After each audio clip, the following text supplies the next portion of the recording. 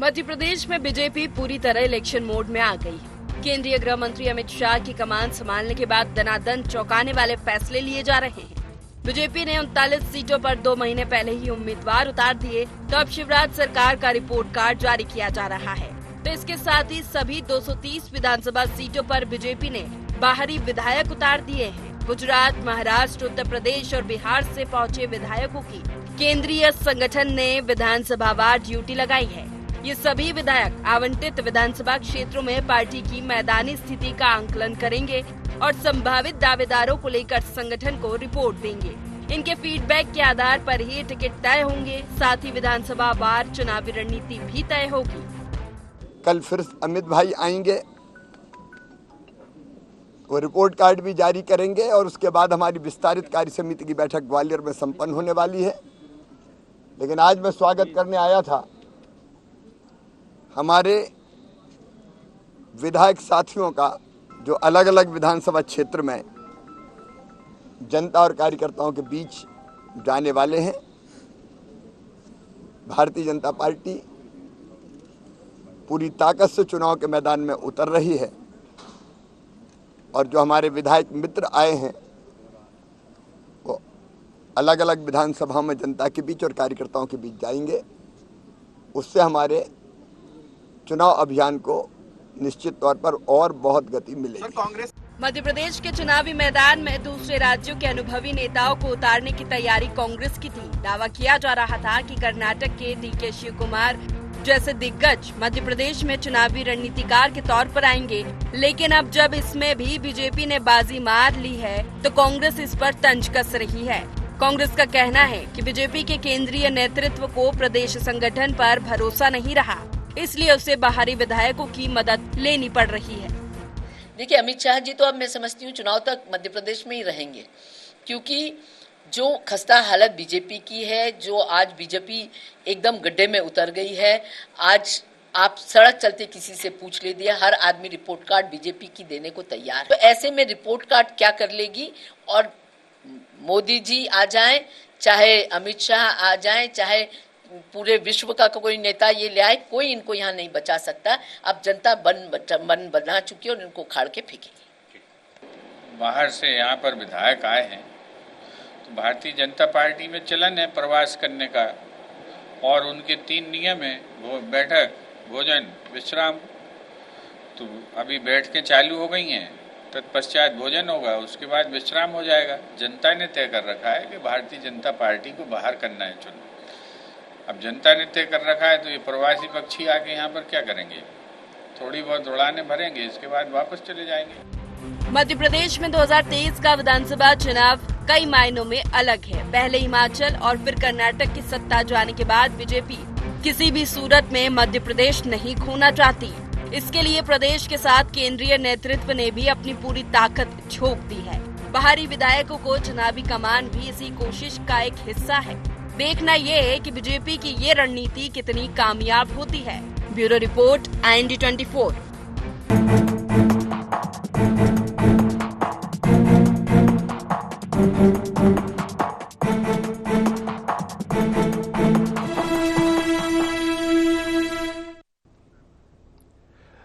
नमस्कार, IND agenda report card प्रवास से आस में आपका स्वागत है। मैं हूं राजेश सक्सेना। आज इसी मुद्दे पर बातचीत करेंगे, चर्चा करेंगे, लेकिन उससे पहले देख लेते हैं एजेंडा पॉइंट्स। इस बार कौन सी नई चुनावी रणनीति तय करेंगे अमित शाह? भारतीय जनता पार्टी को चुनाव मैदान में क्यों उतारने पड़े प्रवासी विधायक? जनता के जहन में कितना असर करेगा सरकार का रिपोर्ट कार्ड? क्या चुनावी तैयारी में भारतीय जनता पार्टी से पिछड़ रही है कांग्रेस? तो ये अहम एजेंडा पॉइंट्स हैं जिनके इर्द गिर्द आज की हमारी ये चर्चा होगी, डिबेट होगी। जिस तरह से जो चुनावी समर है अब वो धीरे धीरे परवान चढ़ने लगा है, और अगर समर की बात करें तो भारतीय जनता पार्टी ने जब से अपने 39 नामों की पहली सूची जारी की है, कहा जा रहा है कि भारतीय जनता पार्टी अपनी रणनीति में, अपनी स्ट्रेटजी में कांग्रेस से आगे निकलती हुई दिख रही है, क्योंकि ये पहला मौका होगा कि चुनाव के इतने पहले जिस तरह से सूची जारी की गई है, इसके साथ ही अगर भारतीय जनता पार्टी की रणनीति की बात करें तो पूरा केंद्रीय नेतृत्व अब एक्टिव मोड में है, फुल इलेक्शन मोड में भारतीय जनता पार्टी आ चुकी है। खासतौर पर जो केंद्रीय नेतृत्व है वो पूरी तरीके से सक्रिय हो चुका है। और जिस तरह से बीजेपी की बड़ी बैठक हुई, बैठक में 230 विधानसभा क्षेत्रों में यूपी, बिहार, महाराष्ट्र, गुजरात के विधायक जो हैं उनको एक एक सीट की जिम्मेदारी दी गई है। इसके अलावा रिपोर्ट कार्ड भी पेश होने जा रहा है सरकार का, और इस रिपोर्ट कार्ड के जरिए बताया जाएगा कि केंद्र की जो योजनाएं रही हैं और राज्य की शिवराज सरकार की जो योजनाएं रही हैं वो जनता के लिए किस तरह से वो उन्होंने काम किया है। दूसरी तरफ अगर हम कांग्रेस की बात करें तो कांग्रेस सवाल उठा रही है कि प्रदेश नेतृत्व पर भरोसा नहीं है, और यही कारण है कि जो प्रवासी विधायक हैं या जो केंद्रीय नेतृत्व है उसको एक्टिव होना पड़ रहा है। आज इसी मसले पर चर्चा होगी, बातचीत होगी। चर्चा शुरू करें उससे पहले अपने मेहमानों से आपका तारुफ करा देते हैं, परिचय करा देते हैं, फिर चर्चा को आगे बढ़ाएंगे। 3 मेहमान इस चर्चा में हमारे साथ में हैं। हमारे साथ में हैं बृजगोपाल लोहिया साहब, वरिष्ठ नेता, प्रदेश प्रवक्ता, भारतीय जनता पार्टी। स्वागत है लोहिया साहब आपका। हमारे साथ में हैं पवन पटेल जी, महासचिव मध्य प्रदेश कांग्रेस। पवन जी आपका स्वागत है। वरिष्ठ पत्रकार सुरेश शर्मा साहब हमारे साथ में हैं। सुरेश जी आपका भी स्वागत करता हूं। लोहिया साहब सीधे आपके पास में आता हूं। जिस तरह से अब जो भारतीय जनता पार्टी की जो रणनीति है, जो स्ट्रेटजी है, धीरे धीरे अब सामने फ्लोर पर आती जा रही है। कहा जा रहा है कि अब फुल इलेक्शन मोड में भारतीय जनता पार्टी आ गई है। पहले 39 सीटों का ऐलान, और अब 230 विधानसभा सीट पर यूपी, बिहार, गुजरात, महाराष्ट्र के जो विधायक आए हैं, एक एक सीट पर उनकी जिम्मेदारी। बाहरी को जिस तरह से कमान दी जा रही है, लेकिन दावा किया जा रहा था कि रिपोर्ट कार्ड के आधार पर जो तमाम एनालिसिस हुए हैं, जो सर्वे हुए, उसके आधार पर टिकट दिए जाएंगे। लेकिन अब ये कहा जा रहा है कि ये जो विधायक आए हैं इनकी रिपोर्ट कार्ड का भी, इन्हें भी आधार बनाया जाएगा टिकट वितरण। देखिए राजेश जी, मैं आपको कुछ बातें बड़ा स्पष्ट करूं। भारतीय जनता पार्टी में हमारे यहाँ एक सामूहिक नेतृत्व की परंपरा है। उस सामूहिक नेतृत्व की परंपरा के तहत एक प्रदेश के कार्यकर्ता दूसरे प्रदेशों में जाते हैं। जब गुजरात का चुनाव हुआ था तो मध्य प्रदेश से माननीय शिवराज जी, माननीय बीडी शर्मा, माननीय नरेंद्र सिंह तोमर जी और माननीय नरोत्तम मिश्रा जी, इन सबकी ड्यूटी लगी थी, और लगभग मध्य प्रदेश से 7,000 कार्यकर्ता गुजरात गए थे। एक बात और मैं कहूं, हमारा कार्यकर्ता भारतीय जनता पार्टी का देश के किसी भी हिस्से से आ सकता है और कहीं भी प्रचार कर सकता है। और उसके पीछे का बड़ा महत्वपूर्ण कारण है कि भारतीय जनता पार्टी की विचारधारा एक सी विचारधारा है। राष्ट्रवाद हमारी विचारधारा है, तो हमारी विचारधारा वो केरल में भी है, कश्मीर में भी है, महाराष्ट्र में भी है, बिहार में भी है। इसलिए हमारे सभी जगह के कार्यकर्ता कहीं भी आकर चुनाव प्रचार कर सकते हैं।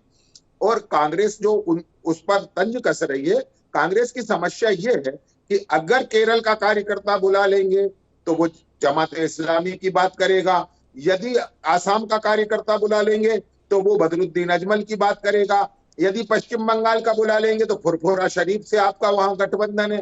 तो आपके पास विचारधारा आधारित कार्यकर्ता नहीं है, इसलिए आपको असुविधा है। अब तीसरी बात जो आप अभी मुझसे कह रहे थे कि Bharatiya Janata party full active mode में आ गई।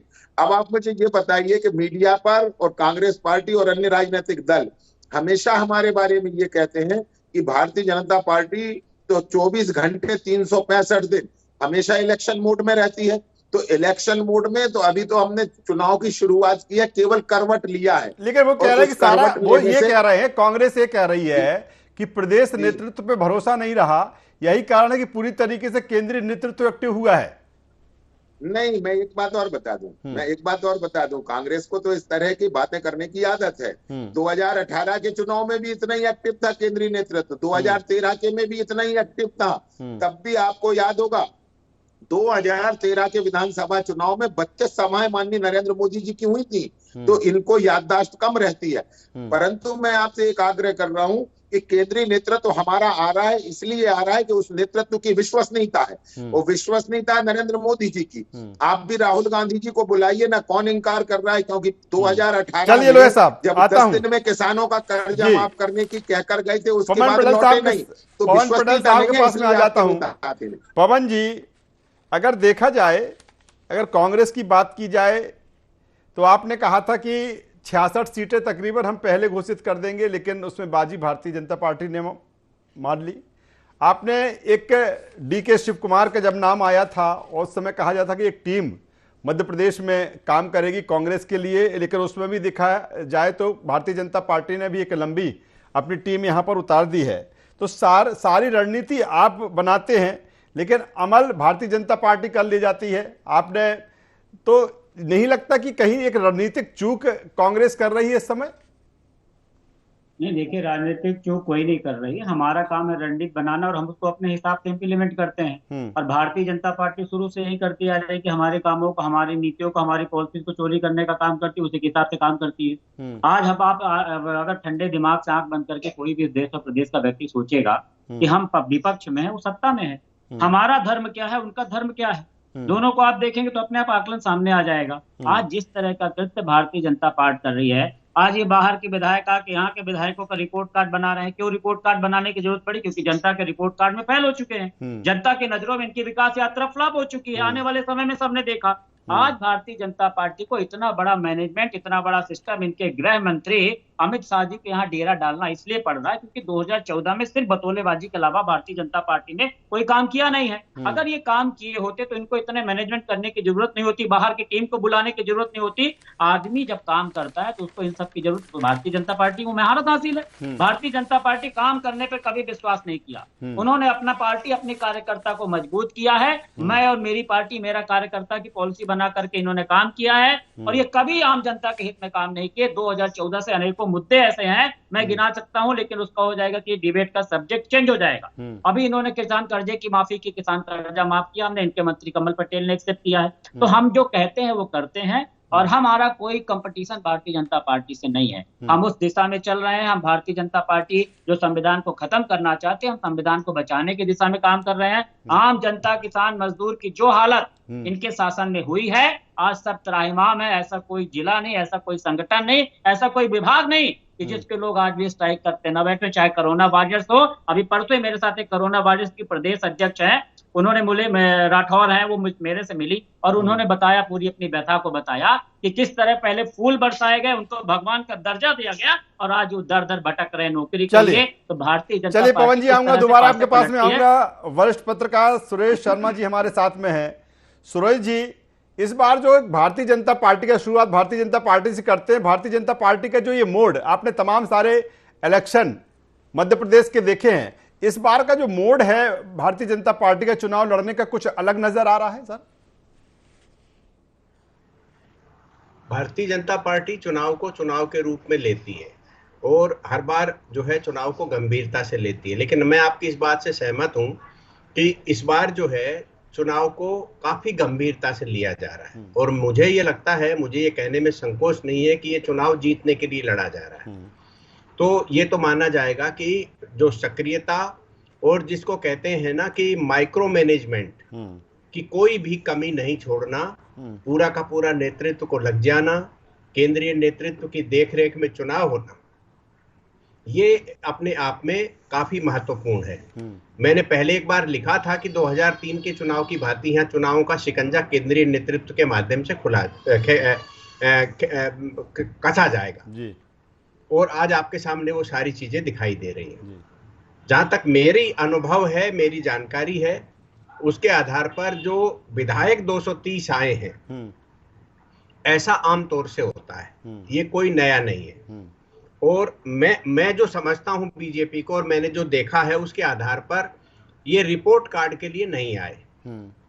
लेकिन ये बात बिल्कुल सही है कि कार्यकर्ताओं के अंदर जो नाराजगी है और उसको मध्य प्रदेश का नेतृत्व, चाहे सरकार का हो या संगठन का हो, उसे मानने के लिए राजी नहीं है। ये बात कहीं न कहीं केंद्रीय नेतृत्व तक पहुंची है और केंद्रीय नेतृत्व ने जो है ये तय किया है कि कार्यकर्ता की नाराजगी को दूर करने के लिए एक प्रयोग इनके माध्यम से भी किया जाए, क्योंकि आपको मालूम है राजेश जी की पूर्णकालिक कार्यकर्ता पहले चला जाता है, फिर जो है 1 साल भर के लिए जो है वो कार्यकर्ता निकल करके और वो विधानसभा क्षेत्रों के अंदर देख करके कौन कार्यकर्ता है, कौन कैंडिडेट हो सकता है, कौन क्षेत्र में क्या किस स्थिति है, ये सब जानकारियां पहले से ही संघ पैटर्न पर ली जाती हैं। तो अब जो 230 विधायक आए हैं, यदि वो मध्य प्रदेश में सुपरविजन के लिए आए हैं या मध्य प्रदेश में कोई रिपोर्ट कार्ड विधायक का लेने के लिए आए हैं, तो उनको फिर मध्य प्रदेश के नेतृत्व के द्वारा प्रशिक्षण दिए जाने की क्या जरूरत थी, क्योंकि वो तो उनको तो बता के भेजा गया होगा कि आपको क्या करना है। तो ये इससे स्पष्ट होता है कि जो विधायक हैं वो कार्यकर्ताओं के बीच में जाकर के, जनता के बीच में जाकर के एक जानकारी एकत्रित करेंगे कि किस कैंडिडेट के लिए ज्यादा अच्छी स्थिति बन सकती है, किस तरीके की रणनीति बनती है, किस तरीके के प्रचार की जरूरत है, कौन नेतृत्व की किस क्षेत्र में जरूरत है, किस नेता की जरूरत है। ये एक रणनीति जो मोटे तौर पर आम तौर से होती है। अब आपको मैं एक छोटी सी चीज स्मरण कराता हूं जी। आप ये देखिए कि ये नरोत्तम जी और बड़े बड़े लोगों के तो इन्होंने नाम ले लिए, लेकिन आपको ये जानकारी है कि छोटे कार्यकर्ता या मध्यम श्रेणी के कार्यकर्ता जो विधायक हैं वो भी अन्य राज्यों में इसी तरह गए थे। कई रामेश्वर शर्मा जी अपने भोपाल के हैं, आपने देखा होगा कि वो जब लौट के आए थे तो किस तरह स्वागत की बातें हो रही थी। तो ये सारी चीजें हमें ये एहसास है कि पूरे जाकर के करते हैं। लेकिन इस बात के साथ मैं ये बात जरूर कहूंगा कि ये वाला जो चुनाव है 2003 से लगाकर 8 का, 13 का और 18 का, ये चारों चुनाव मैंने बहुत नजदीकी से देखे हैं। मुझे ये मालूम है कि इस बार कांग्रेस की जो सक्रियता है वो इन पिछले 4 चुनावों से ज्यादा है और काफी प्रभावी रूप से है। इसलिए इस चुनाव में मुझे लगता है केंद्रीय नेतृत्व कोई जोखिम लेना नहीं मुद्दों पर आऊंगा कि 2018 में क्या किस सबक भारतीय जनता पार्टी ने लिया और जिस तरह से आप कह रहे हैं कि कांग्रेस की इस बार की जो रणनीति है, तैयारी है, वो कहीं अधिक है। मैं सीधे लोया साहब के पास में आता हूं। लोया साहब, जिस तरह से अभी पवन पटेल जी कह रहे थे, जो चीजें कह रहे थे, और वो ये कह रहे हैं कि जो 39 सीटों के लिए जो आपने पहले घोषित किए, हालांकि बात कांग्रेस करती आई, 39 सीट आपने घोषित कर दी, लेकिन इनका उस पर कहना है कि ये आकांक्षी नहीं, ये भयाकांक्षी है और इसीलिए इस तरह की चीजें इन्हें करना पड़ रही हैं। ये एक बात हम आपको बता दें कि हमें बहुत अच्छे से मालूम है कि 2003 से लेकर 2023 तक हम अभी तक मध्य प्रदेश में कोई चुनाव नहीं हारे। बड़ी जिम्मेवारी से कह रहा हूं, जिसमें 2018 भी शामिल है। हम केवल सीटों के मामले में पिछड़ गए थे, जिसको स्वीकार करते हैं, और सत्ता से हम बाहर हुए थे, ये भी हम स्वीकार करते हैं। परंतु एक बात समझ लीजिए आप कि भारतीय जनता पार्टी, जो पवन जी कह रहे हैं कि हम भय तो हमारे मन में कहीं है नहीं, जब हम 2 थे तब भय नहीं आया, तो अब क्या भय आएगा? आज हम दुनिया का सबसे बड़ा राजनीतिक दल है। परंतु महत्वपूर्ण ये नहीं है, महत्वपूर्ण तो ये है कि हम चुनाव किस तरह लड़े। जो आदरणीय सुरेश शर्मा जी कह रहे थे, उस बात को थोड़ा सा और आगे बढ़ाता हूं। भारतीय जनता पार्टी हर चुनाव में एक नया प्रयोग करती है, तो मध्य प्रदेश में भी होगा। और मध्य प्रदेश देश में सबसे मजबूत संगठनों वाले प्रदेश में से एक है। हमारे पास सभी 65,000 बूथ पर कम से कम 11 सदस्यों की एक टीम है, कम से कम। तो ऐसा पहली बार देश में हुआ। हमने जो डिजिटलाइजेशन किया कार्यकर्ताओं को, उसमें मध्य प्रदेश अव्वल था। तो ऐसे बहुत सारे प्रयोग हुए हैं। जहां तक भय का सवाल है, तो चूंकि कांग्रेस बहुत सारी जगह, मैं आपसे कह रहा हूं, जिम्मेवारी के साथ कह रहा हूं कि चुनाव में भी नहीं है, मैदान में भी नहीं है। और उसका कारण है कि कांग्रेस भ्रमित है, बटी हुई है। कमलनाथ जी का स्टैंड अलग है, दिग्विजय सिंह जी का अलग है और केंद्रीय नेतृत्व का अलग है। तो बटी हुई कांग्रेस कभी भी भारतीय जनता पार्टी से मुकाबले में खड़ी भी नहीं हो सकती। हाँ, हम अतिरिक्त प्रयास इसलिए करते हैं कि हम तो हर चुनाव को मानते हैं। कांग्रेस में क्या माना जाता है कि जो जिसका चुनाव है वही जिम्मेवार है, जबकि भारतीय जनता पार्टी में ये नहीं है। चुनाव किसी का भी हो, प्रत्येक कार्यकर्ता जिम्मेवार है, क्योंकि हमने ही तो ये तय किया है कि हर कार्यकर्ता को काम और हर काम के लिए कार्यकर्ता। तो ये जो हमारी भावना है, इस भावना के अनुरूप, और हमारे कोई भी नेता कितना भी बड़ा पद, चलिए जवाब ले लेता हूं। पवन पटेल साहब, जवाब दे दीजिए। पवन पटेल जी, पवन पटेल जी, आवाज मिल रही है? चलिए पवन पटेल जी के पास आऊं, उससे पहले एक बार फिर मैं वरिष्ठ पत्रकार सुरेश शर्मा जी के पास में आता हूं। सुरेश शर्मा जी, जिस तरह से बिल्कुल आपने कहा जो एक लंबा आपका अनुभव रहा है, तमाम इलेक्शन आपने देखे, 2018 में जो चीज़ें हुई हैं, कहा जाता रहा है चाहे पहली सूची आई हो भारतीय जनता पार्टी की, या टिकट का बंटवारा रहा हो, या अन्य चीज़ें रही हों, उसी को बेहतर तरीके से स्टडी की गई है सुरेश शर्मा साहब, और वही कारण है कि तमाम सारी चीज़ें अब एक लयबद्ध तरीके से भारतीय जनता पार्टी में दिख रही हैं। दूसरी तरफ अगर हम कांग्रेस की बात, बिल्कुल आपने कहा कि बेहतर रणनीति के साथ कांग्रेस दिख रही है। क्या कांग्रेस के पॉइंट ऑफ व्यू से ये हो रहा है कि जिस रिदम में अभी आना चाहिए वो रिदम में अभी कांग्रेस नहीं है, उस रिदम में भारतीय जनता पार्टी आ चुकी है? देखिए पवन जी ने एक महत्वपूर्ण बात कही है कि कांग्रेस जो है वो विपक्ष में है, और विपक्ष का चुनाव किस प्रकार का होता है वो अपने आप में एक लय होती है, तय होता है, और सरकार का में बैठ करके जो चुनाव लड़ा जाता है उसके तरीके अलग होते हैं। तो ये बात मैं इससे सहमति व्यक्त करता हूं, और इसका जो कारण है वो ये है कि संसाधनों का भी अभाव रहता है विपक्ष के पास, कार्यकर्ताओं के अंदर वो मनोबल नहीं रहता, लेकिन चुनाव में मनोबल आता है क्योंकि उनको मालूम है कि सत्ता परिवर्तन की संभावना हो सकती है। तो ये जो परिस्थितियां रहती है इसके अंदर कार्यकर्ता का मोटिवेशन होता है, जो 2018 में कमलनाथ जी के आने के बाद शुरू हुआ था, और अब जो है 2018 से अधिक दिखाई देता है, क्योंकि जिस तरीके से एक स्वर में ये कहा जा रहा है कि कमलनाथ जी चीफ मिनिस्टर बनेंगे, उनकी सरकार बनेगी, तो ये एक कार्यकर्ता का मोटिवेशन है।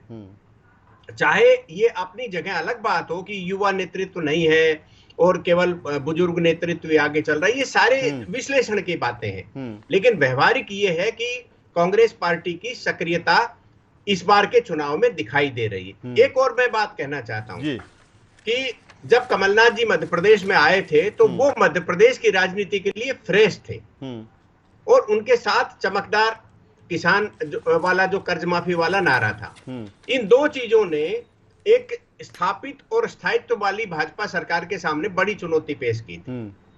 अब ये एक अलग बात है कि बीजेपी वाले ये कहेंगे कि आप कर्ज माफी नहीं कर पाए, और कांग्रेस वाले कहेंगे कि हमने कर्ज माफी का ये चैप्टर पूरा कर लिया था। तो इसमें जनता के बीच में जो भी पार्टी संदेश दे देगी उसको लाभ होगा। तो मुझे लगता है कि यहाँ कार्यकर्ताओं की जरूरत पड़ती है, और जो सामान्य क्षेत्रों में काम करने वाला नेतृत्व उसकी जरूरत पड़ती है। तो ये आने वाले चुनाव के मेन एक छोटा सवाल और कर लेता हूं, फिर पवन जी के पास में आऊंगा, उनसे हमारा जो कम्युनिकेशन है अब बेहतर हो चुका है।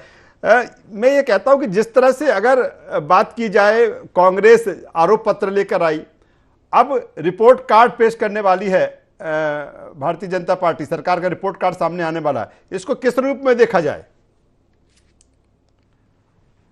नहीं, ये सवाल मुझसे है क्या? जी जी, देखिए ये बात है कि आरोप पत्र तो आते हैं।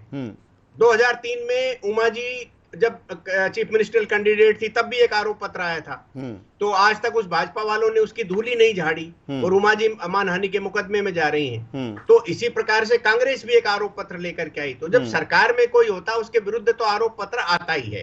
यदि ये आरोप पत्र ज्यादा व्यवहारिक और प्रभावशाली उस समय और माना जाता, जब अविश्वास प्रस्ताव लाया गया था शिवराज जी के खिलाफ, उस समय भी ये मुद्दे उठते, लेकिन उस समय तो कोई भ्रष्टाचार का मुद्दा नहीं उठा।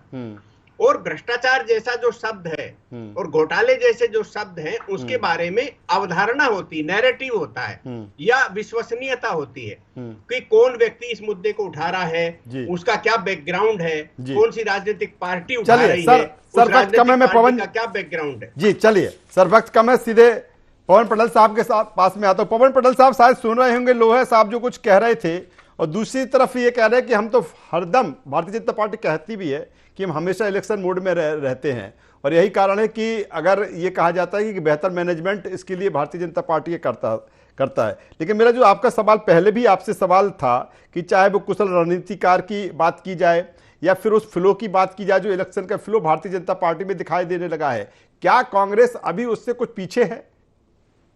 देखिए, पीछे और आगे का सवाल नहीं है। यहाँ पे हमारा जो मुद्दा है, जो भारतीय जनता पार्टी को डर नहीं, भारतीय जनता पार्टी को अहंकार हो गया है। उस अहंकार की बात कर रहा हूँ मैं। भारतीय जनता पार्टी आज इस तरह की बात क्यों कर रही है? भारतीय जनता पार्टी को मैनेजमेंट क्यों करना पड़ रहा? भारतीय जनता पार्टी का कार्यकर्ता क्यों नाराज है? जब हमारे देश का इतना सशक्त प्रधानमंत्री माननीय नरेंद्र मोदी जी है, हमारे मध्य प्रदेश का मुख्यमंत्री माननीय शिवराज सिंह चौहान है, तो कैसे इनका कार्यकर्ता नाराज हो गया कि उसको मनाने के लिए दूसरे प्रदेश के विधायकों को आना पड़ा? कि भारतीय जनता पार्टी को महारत हासिल है ज्वलंत मुद्दों से ध्यान भटकाने की। मैं तो सिंपल सा बात करता हूं कि जनता महसूस कर रही, आदरणीय पत्रकार महोदय जो बोल रहे थे कि विपक्ष भ्रष्टाचार के मुद्दे, क्या महालोक काल में भ्रष्टाचार नहीं किया? जनता ने उस भ्रष्टाचार को नहीं समझा होगा। आज जनता को समझने के बाद जनता तो महसूस कर रही है।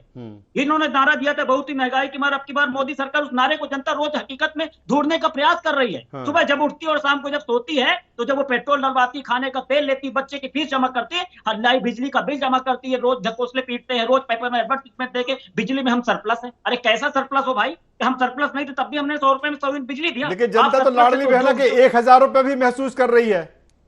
नहीं महसूस कर रही, वही तो जनता महसूस नहीं कर रही। जनता महसूस कर रही किस टाइम आपने किस तरह का निर्णय लिया है। ज्वलंत मुद्दों से ध्यान भटकाने का प्रयास कर रही है। लाडली बहना देख रही कि सिलेंडर का रेट आपने क्या किया है। लाडली बहना देख रही कि पेट्रोल का रेट आपने क्या किया है। लाडली बहना देख रही कि खाने तेल का रेट क्या है। लाडली बहना देख रही कि 2014 में बोला था कि हम बेरोजगारों को रोजगार देंगे 2 करोड़ को, आज बेरोजगारों को कहते पकौड़े तलो। हम अनेकों चीजें हैं जो हम ज्वलंत मुद्दे हैं ध्यान भटकाने का प्रयास करते हैं। तो चुनावी मोड में भारतीय जनता पार्टी आ चुकी है। रिपोर्ट कार्ड भी पेश होगा। प्रवास से आस भी है भारतीय जनता पार्टी को। कांग्रेस की अपनी रणनीति है, स्ट्रेटजी है तीनों मेहमानों का। यहां पर मैं धन्यवाद करूंगा, शुक्रिया करूंगा। तो कुल मिलाकर मध्य प्रदेश का विधानसभा चुनाव और चुनाव का वो समर अब परवान चढ़ने लगा है, और यही कारण है कि तमाम सारी चुनावी जो चीजें हैं वो अब सामने हैं।